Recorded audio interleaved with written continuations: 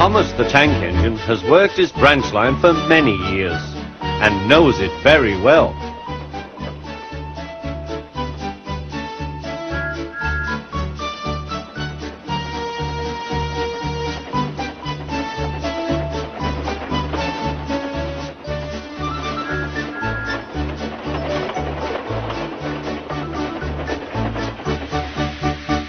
You know just where to stop, Thomas, laughed his driver. You could almost manage it without me. Thomas had become conceited. He didn't realize his driver was joking. Later, he boasted to the others. Driver says I don't need him now. Don't be so daft, snorted Percy. I'd never go without my driver, said Toby earnestly. I'd be frightened. Huh, boasted Thomas. I'm not scared. You'd never dare. I would then. You'll see. The next morning the firelighter came. Thomas drowsed comfortably as the warmth spread through his boiler. Percy and Toby were still asleep. Thomas suddenly remembered. Silly stick in the muds, he chuckled. I'll show them. Driver said I could manage without him. I'll just go out. Then I'll stop and wheesh! That'll make them jump. Thomas thought he was being clever. Really, he was only moving because a careless cleaner had meddled with his controls. He soon found his mistake. He tried to wheesh, but he couldn't. He tried to stop, but he couldn't. He just kept rolling along. He didn't dare look at what was coming next. There was the station master's house. The station master was about to have breakfast. Horrors! Cried Thomas, and shut his eyes. The house rocked. Broken glass tinkled. Plaster was everywhere. Thomas had collected a bush on his travels. He peered into the room through its leaves.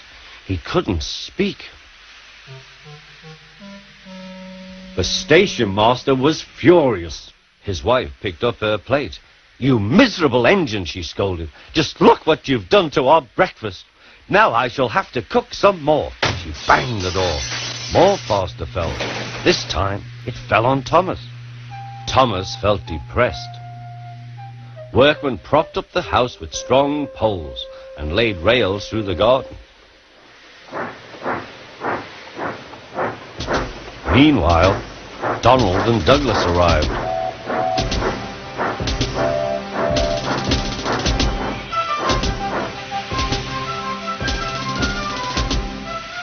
Don't bash yourself, Thomas.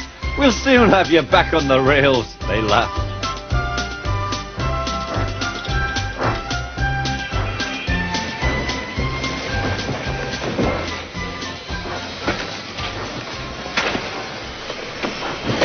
Donald and Douglas, puffing hard, managed to haul Thomas back to safety. Bits of fencing, the bush, and a broken window frame festooned his front, which was badly twisted. The twins laughed and left him.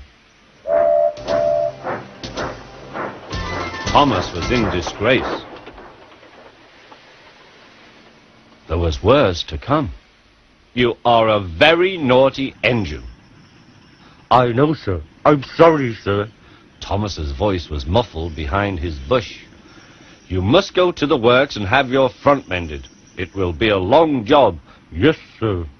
Meanwhile, a diesel rail car will do your work. The diesel, sir? Thomas spluttered. Yes, Thomas. Diesels always stay in their sheds till they are wanted. Diesels never gallivant off to breakfast in station masters' houses.